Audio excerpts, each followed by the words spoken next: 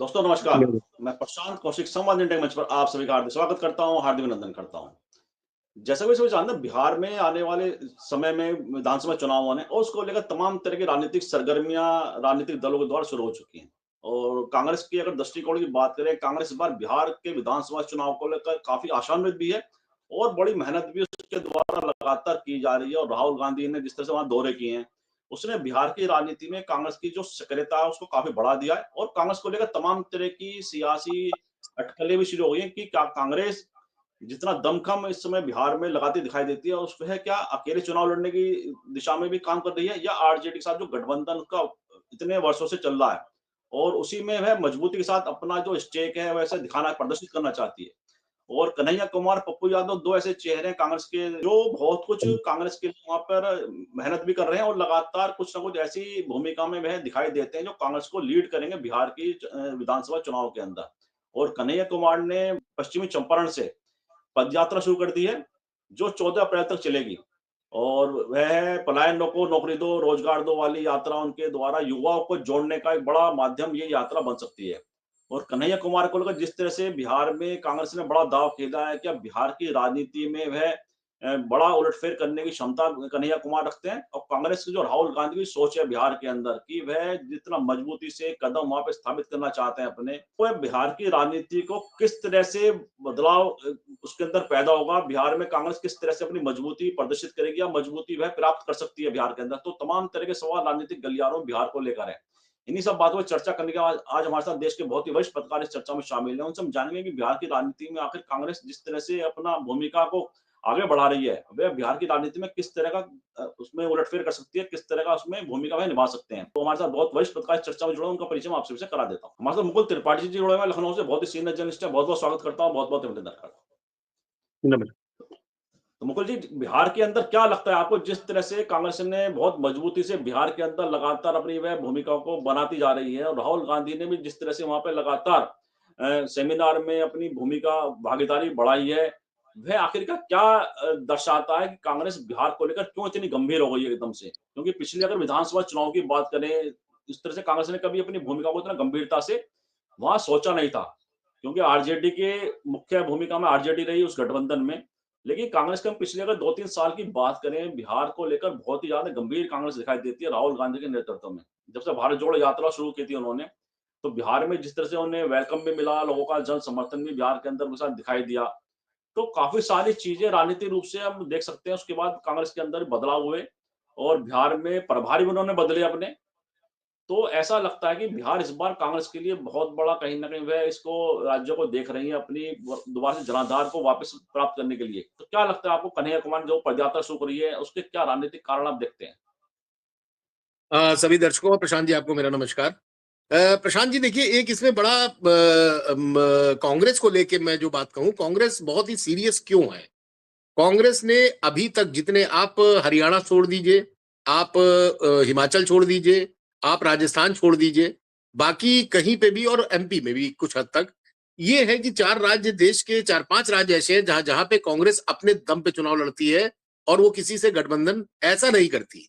लेकिन वही बात आती है जब अन्य राज्यों में आ जाते हैं और एक साउथ, तो साउथ में भी गठबंधन करना पड़ा। ऐसे में साफ ये बात है तेलंगाना में जीत हुई, एक उस जीत के बाद लगातार हार और लोकसभा में जो पिछले साल गया चुनाव उसको देखते हुए उसके बाद दिल्ली का चुनाव और फिर ये देखते हुए कांग्रेस के जो सीनियर लीडरशिप है उन्होंने अब बी टीम जो कहते हैं लोग कि बी टीम सब बन के जैसे यूपी में लड़ी, इस तरह से अब बी टीम बनने का उनका बिहार में अब मूड नजर नहीं आ रहा।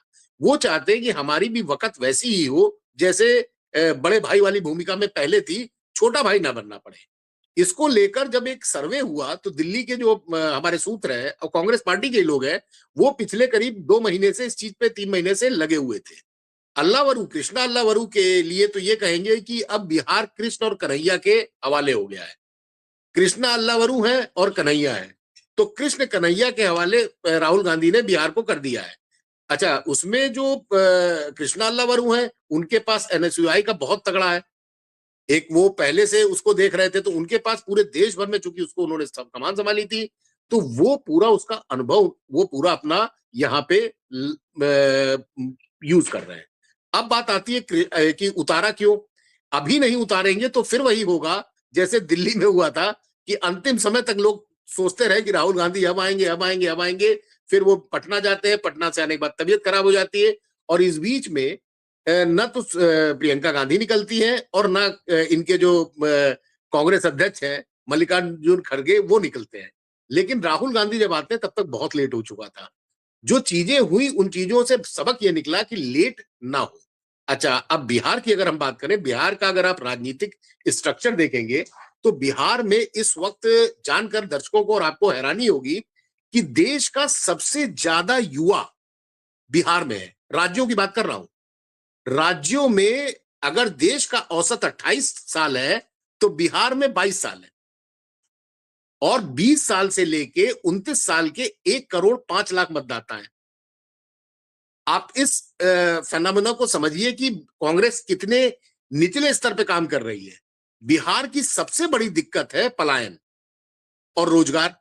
यही इन्होंने मेन मुद्दा, ना हिंदू है, ना मुस्लिम है, ना सिख है, ना ईसाई है। उनका सीधे सीधे टारगेट है कि जो मूलभूत मुद्दे हैं हम उस पे चले, उसके बाद हम देखते हैं इसका रिजल्ट क्या होता है। और मेहनत में जाहिर बात है 20 दिन की यात्रा है, तकरीबन 100 विधानसभा, 20 जिलों की जो इनकी 20 जिलों से गुजरेगी उसमें तकरीबन तकरीबन 100 विधानसभा है। 100 विधानसभा को लेके आज से 1.5-2 महीने पहले से कांग्रेस ने अपनी टीमों को उतार दिया था कि कौन कांग्रेसी अपने क्षेत्र में मजबूत है। देखिए, पूरे बिहार की अगर आप कहें कि सब लोग कह रहे हैं कि पूरे बिहार में लड़ जाएगी, तो अगर पूरे बिहार में लड़ जाएगी तो इंडिया गठबंधन दरकिनार हो जाएगा। फिर ना रालोद का उसका क्या कहते हैं आरजेडी का कुछ होगा, ना फिर उसके बाद कांग्रेस का हला बला होने वाला। उसमें क्या होगा, नीतीश एनडीए एनडीए गठबंधन जो है वो बाजी मान ले जाएगा जैसे होता आया है।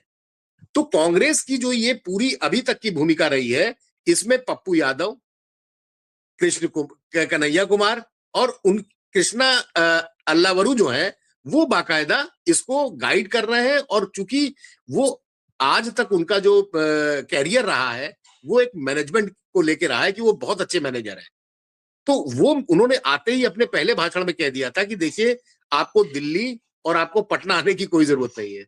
आप अपने क्षेत्र में रहिए, क्षेत्र में काम करिए।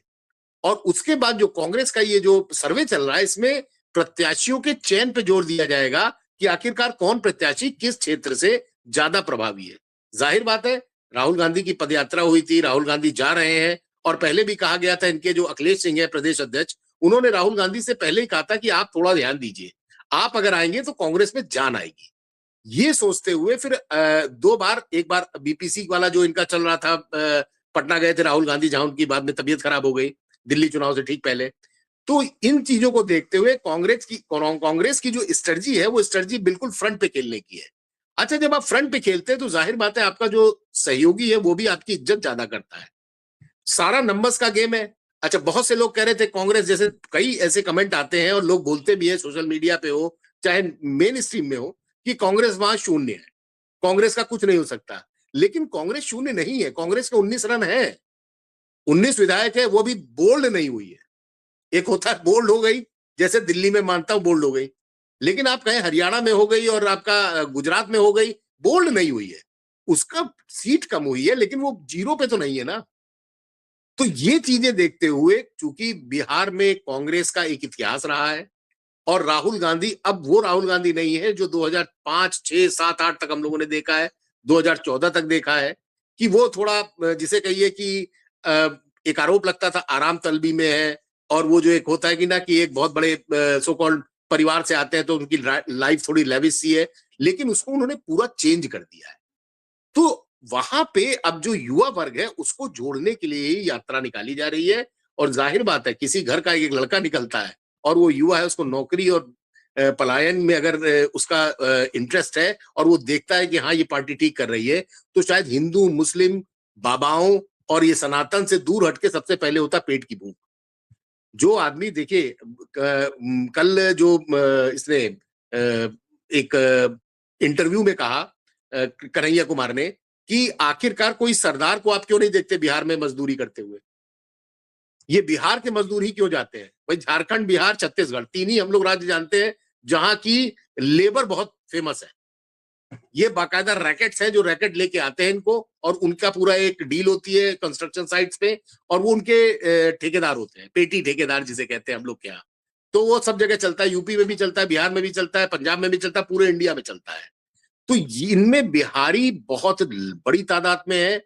बिहार में उन्होंने ये भी कहा, देखिए बिहार में कोई भी आदमी घूमने नहीं आता, क्योंकि वहां बहुत ऐसी चीजें हैं जो ऐतिहासिक है, लोग जानना चाहते हैं, लेकिन वहां पे लोकल फैसिलिटी आज तक नहीं हो पाई। 15 साल से भले ही नीतीश कुमार हो, लेकिन 15 क्या 2005 के बाद से इनको इनका जो है लालू का घटना शुरू हुआ था, और इतने दिनों में बिहार में कोई टूरिज्म नाम की चीज नहीं है, जो इंडिया में सबसे शायद नीचे ही होगा। और बाकी उन्होंने एक और हास्यास्पद है, लेकिन उन्होंने कहा कोई हनीमून मनाने भी नहीं आता। तो यानी बिहार का स्थिति वो है कि वहां पे कोई मजबूरी में अगर जाना चाहे तो जाता है, अदरवाइज बिहार से आदमी दूरी भागता है। तो उस छवि को दूर करने के लिए ये यात्रा निकाली जा रही है। और जैसे जैसे अभी दिन बीतेंगे, आज तो कल पहला दिन था, स्टार्ट हुआ था, आज दूसरा दिन है, और लोगों को शायद वहां पे जो सुनने में आज मीडिया में खबरें आ रही हैं कि धमकी दी जा रही है कि आप अगर इस यात्रा में शामिल हुए तो आपकी बिजली काट दी जाएगी।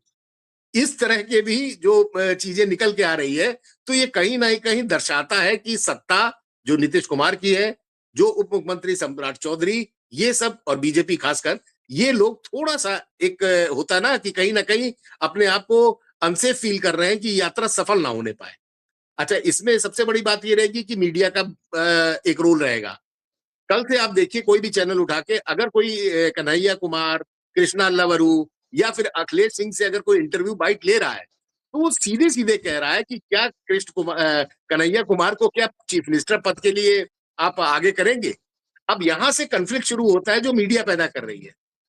अभी तक कोई नाम नहीं है, कोई कुछ नहीं है, लेकिन ये जो मेन स्ट्रीम की मीडिया है, जिसे हम लोग गोदी मीडिया कहते हैं, वो इस तरह के नए नए फंडे यूज कर रही है कि कुछ बोल दे। और तो जहां विवाद पैदा हो हालांकि गठबंधन सब, के तो विवाद जी पैदा हो जहां, गठबंधन के अंदर। एग्जैक्टली, तो जहां पे भी अगर ऐसा कोई बयान, कोई ये तीनों नेताओं ने उसको बॉल छोड़ दी, लेफ्ट कर दी, जैसे क्रिकेट में हम लोग देखते हैं बाहर जाती हुई गेंद छोड़ दो, हमें जवाब ही नहीं देना। तो ये करना बहुत एक अच्छा, मैं बहुत बढ़िया मूव मानता हूं कि आपने इसको अवॉइड कर दिया कि आपस में कंफ्लिक्ट ना होने पाए। आपने देखा हरियाणा में भी यही हुआ, आम आदमी पार्टी और इनमें होते होते समझौता रह गया, और उसका खामियाजा सबको भुगतना पड़ा। कांग्रेस ने भी भुगता, और आम आदमी पार्टी तो हम लोग बात कर ही चुके हैं। दिल्ली में भी यही हुआ। अच्छा खासा अगर 10-12 सीट दे देती, 15 सीट, तो लड़ते, और लड़ने के बाद कम से कम 20 सीटों पे कांग्रेस खेल कर गई, 22 से 42 हो जाता अगर ये लोग साथ लड़ते तो, और हो सकता है 2-4 सीटें और मिल जाती, जब आदमी देखता है कि आम आदमी पार्टी के साथ कांग्रेस खड़ी हुई, लेकिन ऐसा नहीं। तो ये चीजें दर्शाती हैं कि जो देश का सबसे ज्यादा युवाओं वाला राज्य है, उसमें युवा ही सबसे ज्यादा पीड़ित है। तो आप किसी जाति से, आप कहिए दलितों के लिए हम काम कर रहे हैं, आप कहिए हम ठाकुरों के लिए काम कर रहे हैं, आप कहिए हम ब्राह्मणों के लिए, इससे इतर हटके पूरे युवाओं को उन्होंने एक टारगेट किया है। टारगेट करके नो डाउट ये यात्रा सफल होगी। और पप्पू यादव, आज भले ही कांग्रेस ने उनको टिकट नहीं दिया होगा, वो लालू प्रसाद यादव की वजह से, और वो लोग नहीं चाहते थे कि पप्पू यादव को टिकट दे, और टिकट नहीं भी मिला, वो आदमी निर्दलीय लड़ा, निर्दलीय लड़ने के बावजूद उसने कांग्रेस का अपने विलय भी किया था, बताइए, उसके बाद भी उसको टिकट नहीं दिया गया, और आज वो एक सिपह सालार की तरह खड़ा हुआ है। तो पप्पू यादव का रोल भी बहुत महत्वपूर्ण रहेगा कांग्रेसियों के लिए। अच्छा, कांग्रेस के, जैसे जी, आपने पप्पू यादव का ज़िक्र किया, अगर हम बात करें पप्पू यादव की राजनीतिक पूरी जो यात्रा है, वह लगातार निर्दलीय अपने को वहाँ साबित करते रहे हैं, जिस तरह से जन समर्थन उनके क्षेत्र में उन्हें मिलता है। और पार्लियामेंट चुनाव में देखा कि आरजेडी का कैंडिडेट, इंडिया गठबंधन का कैंडिडेट, और जेडीयू का, बीजेपी का कैंडिडेट उनके सामने था।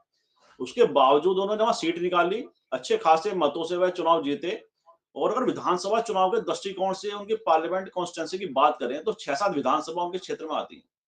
तो ऐसे में तो सीधा-सीधा एक मतलब है कि कम से 6-7 विधानसभा में उनका सीधा-सीधा प्रभाव है। इसके अलावा 2-3 वो पार्लियामेंट सीट हैं, जिस पे वह उनका बड़ा व्यापक एक असर है, और लगातार उन्होंने साबित कर दिया अपने चुनाव को जीत कर भी।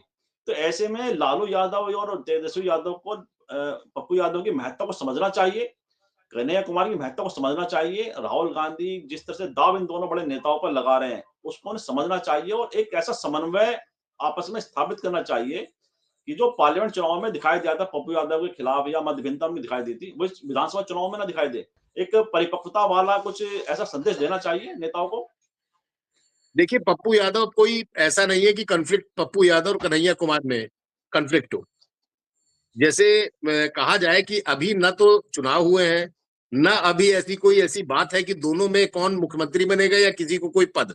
दोनों लोग अपनी-अपनी जगह, एक दिल्ली से आए हैं और एक वहीं का सांसद है। तो ज़ाहिर बात है वो सांसद अगर अपना तन, मन, धन से देखिए, उसको कहा जाता है दबंग, पप्पू यादव को कहा जाता है दबंग। लेकिन वो दबंगई जो हम लोग के यहाँ यूपी, बिहार में होती है दबंगई, उसमें गुंडई शामिल होती है। जो गुंडा होता है उसको कहते हैं इनकी दबंगई है, लेकिन पप्पू यादव के साथ सिस्टम दूसरा है। पप्पू यादव दबंग तो है, लेकिन गुंडा नहीं है। ये चीज तो क्लियर एकदम है और ये वहां की जनता भी बोलती है। और वहां पे वो जो आगे बढ़-बढ़ के लोगों का उसने साथ दिया है, आज वही कारण है। आखिर कोई आदमी निर्दलीय कैसे जीत सकता है? जब बीजेपी की गवर्नमेंट हो, लालू प्रसाद यादव सामने हो, बीजेपी सामने हो, उनसे बड़ा नेटवर्क पप्पू यादव का तो नहीं होगा। वो एक क्षेत्र तक सीमित है ना। तो मगर उस क्षेत्र में ये सब फेल हो जाते हैं। तो जब फेल होते हैं तो यानी पप्पू यादव की भूमिका अहम रहेगी और पप्पू यादव 7 सीटों को तो छोड़िए, ये तो इनके क्या कहते हैं कॉन्स्टिट्यूएंसी की सीटें आप बता रहे हैं, 5-6 सीट जो भी है। उसके अलावा अगल-बगल के और जिलों में भी इनका प्रभाव है। तो अगर इनका यूज कांग्रेस अच्छी तरह से करती है, तो कम से कम मेरा आकलन ये है कि 10 से 12 सीटें प्रभावित हो जाएंगी और अगर इनकी मेहनत को कांग्रेस वास्तव में यूज करती है, इनको फ्री हैंड देती है। बात को समझिए, फ्री हैंड। फ्री हैंड का मतलब ये होता है कि वो जो चाहे वो करे, उसको एक टारगेट दे दिया गया कि आपको 4 जिलों में आप प्रभारी हैं। 4 जिलों की 20 सीटें हैं, आप इस पे जो चाहिए वो करिए। तो वो अपने हिसाब से काम करेगा, लेकिन अगर इसमें कहीं उंगली और नेतागिरी और जो लोकल स्तर पे अगर होता है, फिर पप्पू यादव हो सकता है फिर वही हो जाए कि अपने क्षेत्र तक सिमट के रह जाएगा। वो ज्यादा बवाल पहले भी देख चुका है कि जब लालू प्रसाद यादव की बेटी के खिलाफ चुनाव लड़ रहा था, तब भी कांग्रेस ने उसका साथ छोड़ दिया था और लालू प्रसाद यादव के कहीं ना कहीं दबाव में कांग्रेस आई थी। तभी उसको टिकट वहां से काटा गया, जबकि उसने पूरी पार्टी मर्ज कर दी थी। तो विलय करने के बाद इस तरह की घटना होती तो जाहिर बात है, लेकिन एक बड़ा दिल दिखाते हुए चूंकि बीजेपी के खिलाफ उसको बोल रहा था और लगातार रह रहे हैं, तो एक सांसद का और खासकर पप्पू यादव जैसा इतना ऐसा सांसद पूरे बिहार में दूसरा कोई नहीं है जो निर्दलीय लड़ जाए और डंके की चोट पे लड़े और इतने बड़े बड़े खिलाड़ियों के सामने लड़े और विजय प्राप्त करे। और आज भी वो कांग्रेस के साथ खड़ा हुआ है, वरना आप देखिए जब कांग्रेस कोई टिकट नहीं देती तो आदमी विद्रोही हो जाता है, जीतने के बाद देखता नहीं है, लेकिन वो कंधे से कंधा मिला के चल रहे हैं। तो ये भी कांग्रेस कहीं ना कहीं अपने आप को आगे करके चल रही है कि हम 19 से 29 हो सकते हैं। तो 19 से 29 अगर हुए और बाकी जो कन्हैया कुमार का अपना प्रभाव, ये तो हम पप्पू यादव की बात कर रहे हैं। बाकी बेरोजगारी 1 करोड़ 5 लाख युवा, आप 1 करोड़ 5 लाख युवाओं में अगर हम कहते हैं 50 लाख भी अगर इस मुहिम के साथ खड़े होते हैं, आधे भी, उसके बावजूद भी आप देखिए कि अगर माँ बाप उनके और वास्तव में बच्चा बेरोजगार है, पढ़ा लिखा बच्चा है, तो उसके माँ बाप भी क्यों देंगे वोट? आप सारी नौकरियां कॉन्ट्रेक्चुअल दे रहे हैं। बिहार में, यूपी में सारी नौकरियां जो निकल रही है कॉन्ट्रेक्चुअल निकल रही है। कॉन्ट्रैक्ट पे कोई बच्चा 16,000, 8,000, 10,000 की नौकरी नहीं करना चाहता आज की डेट में। महंगाई चरम पे है। आप जीडीपी का कहते हैं जीडीपी बढ़ रही है, घट रही है, ये हो रहा है, उसको क्या लेना देना? उसको तो अपने घर का रोटी चलाना है ना। उससे क्या लेना देना जीडीपी कहाँ जा रही है? मंदी नीचे हो गई और वो कहते हैं आर्थिक मंदी का जो विश्लेषण आता है बड़ा बड़ा अखबारों में, उसको एक सामान्य आदमी को तो देखेगा कि दूध का दाम कितना है, पेट्रोल का दाम कितना है, उसको उन सब चीजों से आंकड़ों की बाजीगरी दिखाने में सरकार नंबर 1 है और वो दिखाती है, लेकिन जनमानस के ऊपर उसका कोई प्रभाव नहीं पड़ता। और जो स्थितियां आज की डेट में है, वो वास्तव में एक बेरोजगार के लिए, उसके माँ बाप के लिए बहुत बड़ी चीज है। तो आप इतना मान के चलिए, जो मैंने अभी बात बोली, अगर 50 लाख में अगर उनके माँ बाप ही हो खाली, वो अकेला लड़का भी होगा, तो ये वोट पलट के हो जाता है 1.5 करोड़। कांग्रेस का टारगेट यही है। और इसमें कहीं ना कहीं सबसे अहम बात यह है प्रशांत जी, कि राहुल गांधी और तेजस्वी को बैठ के एक ऐसा बनाना चाहिए प्लेटफॉर्म कि जिसमें कोई विवाद लास्ट में ना हो। इस बात को आप सहमत भी होंगे कि अगर सीटों को लेकर अगर लड़ाई होती है, तो फिर फायदा बीजेपी। बीजेपी उठा ले जाती है। और लास्ट से पहले अगर आप अपने प्रत्याशी 1-1.5 महीने पहले, अगर 1 महीने पहले आप घोषित कर देते हैं सारे लोग बैठ के बंद कमरे में, इसकी आवाज भी मीडिया में नहीं जानी चाहिए कि आखिर क्या हुआ। जिसको जाना है जाए, जिसको टिकट नहीं मिलता वो अलग बात हो गई। वो तो बात की बात होती है, हर बार होता है, वो बीजेपी में भी होता है, कांग्रेस में भी होता है और सभी दलों में होता है। तो ये चीजें अगर कांग्रेस और आरजेडी अगर इस तरह से थोड़ा सा प्रयास करती है और इन विवादों को आगे नहीं ले जाती, तो निश्चित मान के चलिए कि बिहार में बदलाव होगा, रोटी पलटेगी। और नीतीश कुमार की बात है, नीतीश कुमार 74 साल के हो गए हैं। आज की डेट में कम से कम 7 चीफ मिनिस्टर ऐसे हैं जो 70 पार हैं। तो ये चीजें बड़ा मैटर करती है कि युवाओं के हाथ में जब कमान आएगी, तो वो अब गड़बड़ करने का वो जमाना नहीं, अब सोशल मीडिया का जमाना है। अगर आप कहिए कि 2010, 2015 तक ऐसा होता था, तो लेकिन ये है कि आज की डेट में हर आदमी रिपोर्टर है। मोबाइल उठाया और चाहे पुलिस वाला घूस मांग रहा हो, चाहे कोई नेताजी भाषण दे रहे हो, उसको वायरल होने में विदिन 2 सेकंड लगते हैं। डाला नहीं कि वायरल हुआ नहीं। और उसमें फिर लोगों की कुर्सी भी जाती है, पुलिस वाले सस्पेंड भी होते हैं और कई ऐसी घटनाएं हो जाती हैं जो सोशल मीडिया की ताकत को बताता है। तो अब वो जमाना नहीं कि लालू प्रसाद यादव के सामने ये हो जाता था, बूथ लूट जाते थे, गुंडा, अब कोई बड़ा गुंडा नहीं। अब क्षेत्रीय स्तर पे जो राजनीतिक जो नेता है, जो राजनीतिक दल है, वो किसी को प्रेशर दे रहे हो तो वो तो आगे बढ़ जाएगा। लेकिन कहीं ना कहीं जब फंसता है तो दल भी उसको, सत्ता भी उससे किनारा कर लेती है। ऐसे कई उदाहरण है, उसमें ब्रजभूषण शरण सिंह का भी एक उदाहरण है कि उनको भी किनारे कर दिया बीजेपी ने कि आप चुपचाप इस्तीफा दीजिए और हटिए यहाँ से। तो ये चीजें बड़ी मैटर करती है। और बिहार चूंकि गरीबी, भुखमरी और सबसे ज्यादा बिहार में दिक्कत है और वहां का जो पर कैपिटा इनकम है वो भी लोएस्ट है। तो इन चीजों को लेकर और ये वास्तविक मुद्दों को पे आगे बढ़ रही है कांग्रेस, जिसमें कहीं ना कहीं घबराए तो तेजस्वी यादव भी है कि ऐसा क्यों हो रहा है। हमारे सहयोगी अगर, जाहिर बात है, आप हम मैं आपको कह रहा हूं कि आप आइए हमारे यहाँ लड़िए, आपके हैं, लेकिन आप इतना ताकत दिखा दीजिए कि आप हमारे बराबर आके खड़े हो जाएंगे और आप 100 सीटों पे अगर कर रहे हैं, तो जाहिर बात है ये चीजें कहीं ना कहीं डिस्टर्ब करेंगी और डिस्टर्ब सबके लिए। इसमें पासवान ब्रदर्स के लिए भी है, चाचा भतीजा दोनों अलग हो गए। इस चीज को भी आप क्यों बोल रहे हैं? जब मौका था तो चाचा का पूरा प्रयोग किया, उनको मंत्री बनाया, उनको पूरा सब विभाग दिखाया, उनको मंत्रालय दिया। 5 जितने दिन भी रहे वो 3 साल, वो 2.5-3 साल उन्होंने बड़ा मजा काटी। उसके बाद जब चुनाव का मौका आया तो उन्होंने कहा भैया, पासवान का जो है, तो पिताजी हैं उनके, रामविलास पासवान, उनकी डेथ हो गई बीच में। तो उनका सिंपैथी वोट पाने के लिए उन्होंने कहा चाचा का तो कोई नहीं देगा, उनका लड़का है, सबसे पहले उन्हीं को दे दे। तो जाहिर बात है कि लड़के को उन्होंने दे दिया और चाचा को किनारे कर दिया। तो चाचा के वोट किधर जाएंगे? चाचा भी चुनाव लड़े थे, ठीक है, उनके पास नहीं, लेकिन विधानसभा में कहीं ना कहीं तो उनको जाना ही पड़ेगा। और जब तक भतीजे से संबंध ठीक नहीं होते, दोनों एक छत के नीचे आएंगे भी नहीं। पार्टी अलग टूट चुकी है। तो ऐसे में वो वोट कहाँ जाते हैं? 6.5 लाख वोट बीएसपी को मिले थे, इस चीज को भी आप नहीं भूल सकते। उसके बाद सुपड़ा साफ हो गया, यूपी में सुपड़ा साफ हो गया। उसके बाद आपका इसमें सुपड़ा साफ हो गया लोकसभा में। तो वो 6.5 लाख वोट वो कहाँ जाएंगे? वो भी तो कहीं ना कहीं जाएंगे। तो ये सब बिल्कुल। चीजें देखिए, गणित है। चुनाव में इन वोटों को भी अगर आप डाइवर्ट करेंगे तो ये कहीं ना कहीं कांग्रेस के लिए बेहतर है, क्योंकि बीएसपी का वोट बीजेपी में तो नहीं जाएगा अगर वो अभी तक नहीं गया तो। बिल्कुल। इतने सब होने के बावजूद अभी तक नहीं गया तो ये वोट कहीं ना चितरेगा। ठीक है, हम कहते हैं 10%, 20%, 30%, 40% चला जाएगा, लेकिन 60% कहीं ना कहीं तो एड ऑन हो ही जाएगा। 93-94 लाख वोट अगर पाता है तेजस्वी की पार्टी, तो जाहिर बात है कांग्रेस भी कमजोर नहीं थी, 29 लाख वोट पाई थी। 39 लैक्स, 39 लैक्स वोट पाने वाला अगर अपना 20 लाख 10 लाख वोट बढ़ा लेता है, तो कोई बड़ी बात नहीं कि सीटें इतनी जितनी मैंने आपको बताई, पप्पू यादव प्लस इतना लेके, तो 10-12 सीटें, 15 सीटें आगे बढ़ाना। और 15 सीटों का ही गेम है, आप इस चीज को समझिए। अगर 15 सीटें अब बढ़ जाती है, 10 वो बढ़ जाते हैं, 10 ये बढ़ जाते हैं, तो 20 सीटों में तो सरकार पलट जाएगी। बिल्कुल। बिल्कुल। तो ये चीजें बड़ा मैटर कर रही है और कांग्रेस इसको बहुत फूक फूक के कदम रख रही है। और जो मेरी बिहार बात हुई है, बिहार में लोग कह रहे हैं कि नीतीश कुमार का जैसे होता है ना कि एक उम्र के बाद भूलने की आदत होती है, तो जो होता है वो साइकोलॉजिकल है।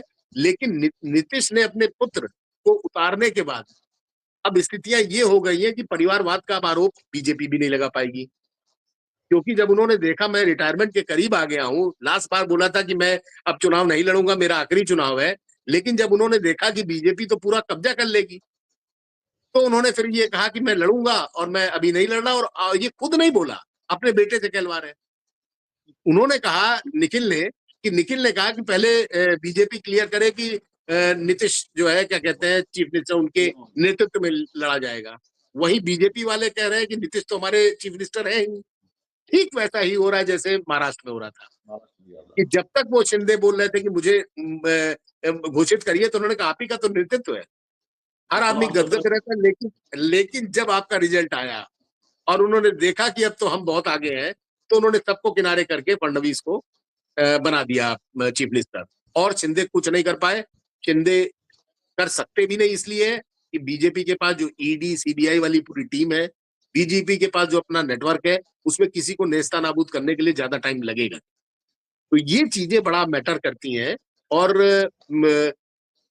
बिहार में यही इसी बात से सशंकित है नीतीश जैन, उनका पूरा खेमा।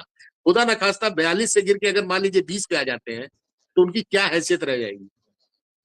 वो तो गर्त में चली गई पार्टी, और उसके बाद जब सत्ता आपसे गई, तो पार्टी भी फिर आपकी टूटने में ज्यादा टाइम नहीं लगता, जिसका हम लोगों ने यूपी में देख रहा है कि मायावती पिछले 12 साल 15 साल में पूरी पार्टी साफ हो जाती है। अच्छे खासे सांसद रहते हैं, अच्छे खासे विधायक रहते हैं, नेता प्रतिपक्ष रहता था, लेकिन बीएसपी का डब्बा गोल हो चुका है। हाथी अब चला गया है अपने जंगल में, अब वो बाहर तैर में नहीं आ पा रहा है। तो ये चीजें हैं, यही चीज सेम बिहार में हो रही है, और इसी से नीतीश सशंकित है। जी जी, जी। चलिए बिहार का नीतीश कुमार की बात करें और साथ ही जो नीतीश कुमार शासन बड़े लंबे समय से रहा है, चाहे वो आरजेडी के साथ सरकार चलाई उन्होंने या बीजेपी के साथ सरकार चलाई, और मैक्सिमम टाइम तो बीजेपी और जेडीयू का गठबंधन नीतीश कुमार के नेतृत्व में चलता रहा। तो वहाँ जो आज भी बिहार बीमारू राज्य की संज्ञा बिहार को दी जाती है। तमाम तरह के विकास के दावे नीतीश कुमार बीजेपी करती है कि बिहार के अंदर हमने इतना विकास का मॉडल इतना बना दिया है, इतना पेश कर दिया है, इतनी विकास की योजनाएं हमने बना कर दी है वहाँ पे। लेकिन बीमारू राज्य का तमगा जो है नीतीश कुमार खुद कई बार कह चुके हैं हमारे राज्य को विशेष पैकेज की आवश्यकता है। तो ऐसे में सरकार की विफलताएं तो जेडीयू के साथ साथ बीजेपी खाते में जाएगी, क्योंकि बीमारू राज्य का तमगा आज भी बिहार पर चस्पा है। और बिहार के लोग पलायन करते हैं, बिहार में रोजगार ना होने की वजह से बेरोजगारी की बढ़ती संख्या बिहार की जो तस्वीरें स्पष्ट रूप से दिखाती है कि बिहार में रोजगार की कितनी भारी तंगी है। तो वहाँ का जो युवा है, जो नई पीढ़ी अब युवा हो रही है, जो रोजगार की जिसे आवश्यकता है, जो पढ़ लिख कर बाहर निकल के आ रही है, क्योंकि अगर पिछले 20, 25, 30 साल की बात करें राजनीति की, उसके अलग एक पीढ़ी नई तैयार हो रही है अब। युवा पीढ़ी जो बच्चे नए वैसे हो रहे हैं, जो ग्रेजुएट हो रहे हैं, तो उनके लिए बेरोजगारी ज्यादा बड़ा मुद्दा रहेगा वहां पे, या सांप्रदायिक राजनीति का जो ढांचा पूरे देश में तैयार किया जा रहा है, या उनके लिए वह अहम मुद्दा हुआ। और सरकार की विफलताएं, बीमारू राज्य का तमगा आज भी नीतीश कुमार नहीं हटा सके बिहार में, विकास पुरुष की संज्ञा दी जाती है नीतीश कुमार को। तो ऐसे में अगर अपोजिशन की बात करें, आरजेडी कांग्रेस कितना इसको बनाने की तैयारी उनकी दिखाई देती है। देखिए प्रशांत जी, बड़ा अच्छा क्वेश्चन है आपका। ये बीमारू राज्य है, ये आज से नहीं है। ये जब आपको याद होगा, प्रधानमंत्री मोदी जी गए थे पटना में, बोल रहे थे गांधी मैदान में, और उन्होंने कहा था कितना दे, 10,000 करोड़, 20,000 करोड़, करते करते 1 लाख 1.25 लाख करोड़ तक पहुंच गए। मिला क्या धेला। वहां हुआ क्या, वहां हुआ ये है कि सड़कें ठीक हुई है, सच्चाई है। वहां की सड़कों पे जोर दिया गया, लेकिन वो मंत्रालय किसका है? नितिन गडकरी का। लोकल लेवल पे नीतीश कुमार ने कराया होगा, लेकिन जहां जहां पुल, इतने पुल गिरे, 1 दर्जन से ऊपर पुल गिर चुके हैं। तो लोगों ने विकास इस रूप में भी देखा है। सड़कें चौड़ी करने पे आप किसी की पेट की भूख नहीं, आप बहुत अच्छा एकदम अमेरिका जैसी रोडें बनवा दीजिए, लेकिन जब आदमी झोपड़ी में रह रहा है, उसका बेटा ग्रेजुएशन करके, बीटेक करके घर में बैठा हुआ है, नौकरी लग नहीं रही, और सच्चाई हालत यही है। मेरे जानने वाले कई बीटेक के लड़के हैं जिनके पास नौकरी ही नहीं। आपके जानने वाले और हमारे दर्शकों के भी जानने वाले बहुत सारे लोग होंगे जिन्होंने अच्छे नंबरों से पास किया, लेकिन आज की डेट में उनके पास नौकरी ही नहीं है। तो ऐसे में बिहार में क्या कोई इंडस्ट्री आएगी, बड़ी इंडस्ट्री? एम्स खुले, तो जब औद्योगिक कोई विकास नहीं होगा तो उस क्षेत्र का क्या होगा? आप मखाने के लिए बहुत सारी योजनाएं कर दीजिए, तो मखाने के लिए क्या होगा? मखाने के लिए क्या होगा? तो मखाने के लिए क्या होगा? तो मखाना उद्योग जो है, वो मखाने उद्योग से क्या कर लेगी पब्लिक? कितने लोग, प्रधानमंत्री ने तो कह दिया मैं मखाना खाता हूँ, आप खा सकते हैं, लेकिन गरीब आदमी कितनी बार मखाना खाएगा? अरे अ, मखाना कितनी बार खाएगा? तो ये मखाने का और ये चीजें जो है वो बहुत क्या कहते हैं, जिसे कहते हैं हवा में उड़ने वाला होता है कि आपने एक ऐसा डाल दिया है, उस क्षेत्र के लोग ही मखाना क्या कहते हैं वो करेंगे। खाने की स्थिति में नहीं है। खाने की स्थिति में नहीं है, इतने महँगा मखाना कौन अफ़ोर्ड कर सकता है? नहीं, मखाना महंगा भाई साहब, मखाने की मैं बात नहीं करूं, दर्शक ये जानते हैं कि मखाना एक उद्योग है जो एक क्षेत्र में होता है खाली। आप वहां पैकेजिंग यूनिट लगा दीजिए, आप वहां से एक्सपोर्ट करिए, अच्छी बात है, उस क्षेत्र के विकास के लिए। क्या मखाना आज की डेट में एक्सपोर्ट नहीं होता क्या? वहां पे प्लांट लगेंगे, बटौबे से वो विकास होगा। लेकिन एक मखाने को लेके अगर आप इतना ज्यादा करते हैं और मन से बोलते हैं, तो ये काम तो जिस मंत्रालय का, उस मंत्रालय को करना चाहिए। आपने बोल दिया, लेकिन अभी तक हुआ तो कुछ नहीं है और ना हो पाएगा। कोई भी प्लांट लगने में साल सवा साल लगता है, 1.5 साल। आप प्लांट लगाएंगे, पैकेजिंग प्लांट लगाएंगे, छोटी लगाए तो बात अलग है, लेकिन मखाने की वास्तव में हालत खराब है। जो वहां के लोग हैं, आप कभी वहां घूम के देखिए, वो एकदम उनकी हालत किसान से भी बेहतर है। मखाना उगाना एक अलग वो है, लेकिन किसान जो हमारे यहाँ छोटे किसान है, उनसे भी बुरी हालत है। वो भले ही मखाना सबसे एक पौष्टिक आहार उगा रहे हो, लेकिन वो खुद ही अगर उनका शारीरिक वो करा दिया जाए परीक्षण, तो शायद उनके में कई वो निकल आएंगे कि ब्लड की कमी भी रहेगी, बहुत सारे विटामिन और वो भी कमी रहेगी। तो ये चीजें पब्लिक अब इससे ऊब चुकी है। बिहार में भी जिस तरह से कहते हैं क्राइम है, फलाना है, ढिकाना है, लेकिन आपने शराब को बंद किया। आपने शराब बंद करने के बाद आज की डेट में आप जो चाहिए वो मिल रहा है वहां पे। शराब बंदी तो नहीं कह सकते इसको, लोग मरते भी हैं, अक्सर खबरें आती है 18 मर गए, 20 मर गए, नकली शराब पी के, जहरीली शराब पी के। आपको स्कॉच से लेके सारी बोतलें आपको पटना में मिल जाएंगी। तो ये कौन नेक्सस कौन कर रहा है? और जो बोतल यूपी में 1,000 की मिलती है, वो बोतल वहां पे 2,500, 3,000, 3 गुना 4 गुना दाम पे मिल रही है। तो ये चीजें भी पब्लिक देख रही है ना, कि या तो उस पर स्टैंड रही है, और इतना और थानों से चल रहा है सब। इसमें बहुत सारे लोग इन्वॉल्व हैं और इनकी कमाई बहुत, वो कमाई कहाँ जा रही है? कौन ऐसे लोग हैं जो ये काम कर रहे हैं? कच्ची शराब तो चलिए गांव में बन जाती है, लेकिन जो स्कॉच की बोतल आ रही है वो कहाँ से आ रही है? आपको सब कुछ मिल जाएगा, किसी भी ब्रांड की कुछ भी, आप आपके बस नोट होना चाहिए। तो ये भी एक बहुत बड़ा मुद्दा रहेगा कि एक आप पढ़ाई के लिए कर रहे हैं, आपकी डिग्रियां, आपको एक ग्रेजुएशन करने में आपको 5 साल लग रहे हैं, पूरा सेशन ही लेट चल रहा है, वो बच्चा क्या करेगा? वो ग्रेजुएशन करने में उसको 5 साल लग जा रहे हैं, तो पीजी करेगा तब तो हो गया उसका 6, 7, 8 साल चला गया, जो हमारे यहाँ 3 साल 4 साल में हो जाता है, 5 साल में। उसके लिए आपको जस्ट डबल लग रहा है। तो ये चीजें भी बहुत, पढ़ाई का स्तर कुछ नहीं है, टीचर्स आते नहीं है। आप प्राथमिक विद्यालयों में दीजिए तो बहुत ही दुर्गति है। वहां टीचरों की जो नियुक्ति का मामला था, वो भी एक बहुत बड़ा विषय है। वैकेंसी तो आप छोड़, तो कुल मिला के बिहार एक पैकेज है कांग्रेस के लिए, जहां समस्याएं ही समस्याएं हैं, और सरकार के पास ऐसा कोई चीज नहीं है जिसको बता के वो विकास के कार्य हो या उस टाइप से वोट ले सके। आप केंद्र की योजनाएं गिनाएंगे कि हमने फलाना कर दिया ठिकाना, उसमें कहीं ना कहीं केंद्र इन्वॉल्व रहेगा। जो फंड आ रहा है, उसी फंड में आप कुछ पैसा अपना लगा के कर रहे हैं। तो ये चीजें बिहार के लिए बड़ा एक दुर्भाग्यपूर्ण है। और इसी पे कांग्रेस फोकस कर रही है कि हम उन मुद्दों को छुएंगे ही नहीं जिन पे बीजेपी गेम खेला करती है। लीग से जी, हटके, जैसे होता है ना कि आज आप हिंदू मुस्लिम करने लगी, आप तुरंत लाइमलाइट में आ जाएंगे। लेकिन जब आप विकास की, बेरोजगारी की, आप आर्थिक उसमें कि कितनी महंगाई चल रही है, इन सब पे कोई बोलने वाला नहीं है। आज की डेट में लोगों को इसी से मतलब है, इनको हिंदू मुसलमान से ज्यादा मतलब नहीं रहता। हाँ, कुछ परसेंट ऐसे हैं जो भगवाधारी अपने आप को समझ के और सुबह शाम जय श्री राम करते हैं, तो जय श्री राम हर आदमी करता है। लेकिन हिंदू मुसलमान करके आप जब नफरत फैलाते हैं समाज में, तो एक समय तक ये चलती है। उसके बाद सरकार ही जब ये काम करने लगे, तो जाहिर बात है उसका क्या होगा, पब्लिक ही उसका जवाब देती है। जी। जी। अच्छा, अगर हम बात करें राहुल गांधी की, जो पूरी इस समय राजनीति को हम देखते हैं, एक सामाजिक न्याय की राजनीति को ना एक अलग मुकाम देने की लगातार प्रयास में है कि जाति जनगणना की बात करते हैं वह लगातार, या ओबीसी पिछड़ों की बात करते हैं लगातार, उन्हें राजनीतिक मुख्य धारा में लाने का उनका बड़ा एक समय पूरा एक मुहिम चल रही है। ऐसे में बिहार की राजनीति सामाजिक न्याय की राजनीति का एक बड़ा उदाहरण है, क्योंकि पिछले 30 साल से हम देख रहे हैं सामाजिक न्याय की राजनीति, या मंडल कमीशन के ऊपर जो वहाँ पे आंदोलन हुए, राजनीति उसने लालू प्रसाद यादव, नीतीश कुमार जैसे बड़े नेता बिहार को दिए। ऐसे में बिहार के द्वारा बिहार में पोजीशन मजबूत करके कांग्रेस की राहुल गांधी क्या पूरे देश में एक मैसेज देना चाहते हैं कि सामाजिक न्याय की जो राजनीति है, अब अगले चरण में जाने की तैयारी में दिखाई देती है, कि जिसने जाति के जनगणना की लगातार राहुल गांधी बड़ी मजबूती से बात कर रहे हैं। तो क्या सामाजिक न्याय की जो पूरी राजनीति देश में रही है या खासतौर से बिहार में रही है, उसको एक अलग मुकाम देने की तैयारी में राहुल गांधी बिहार के द्वारा? क्या लगता है आपको? देखिए, जयप्रकाश आंदोलन जब हुआ था तो उसमें युवा ही सबसे आगे थे। वो युवाओं का ही मुद्दा था और वो एक ऐसे लीडर थे जिन्होंने उस वक़्त हिला दिया था पूरा देश और विश्व भर में वो प्रसिद्ध हुआ। आज उन्हीं के नाम के कई लोग खा भी रहे हैं। उनके नाम को बेच दिया गया। ये भी सब चल रहा है, देख रहे हैं। तो ज़ाहिर बात है कि जब वो मुद्दे तब भी प्रभावी थे और वो मुद्दे आज भी वैसे ही हैं, उसमें कोई सुधार नहीं हुआ। आंदोलन हुआ, सब कुछ हुआ, सारी चीज़ें हुई, बदलाव हुआ, सब कुछ हुआ, लेकिन मुद्दे अपनी जगह वहीं रह गए।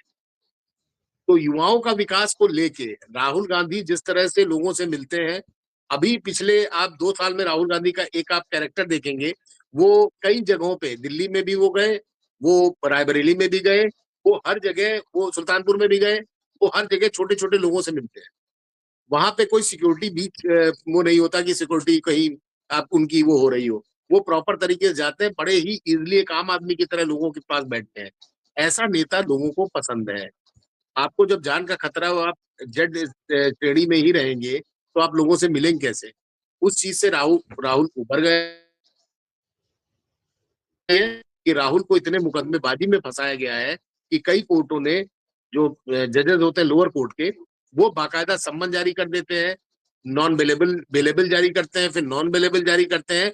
इसको लेके ज़रूर ही राहुल गांधी को घेरने की एक लीगल तौर पे कोशिश की जाती है, लेकिन उसमें भी वो सफल अभी तक हो नहीं पाए हैं।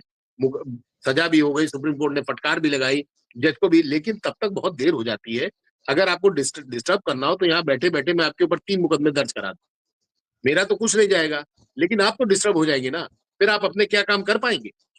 आप तो प्रशांत जी एक पत्रकार हैं, लेकिन एक नेता जो होता है उसपे 10 कार्यक्रम रहते हैं और मान लीजिए आज से 10 दिन बाद आपकी पेशी होती है, उनकी पेशी होती है, उस दिन के सारे कार्यक्रम खत्म हो जाते हैं।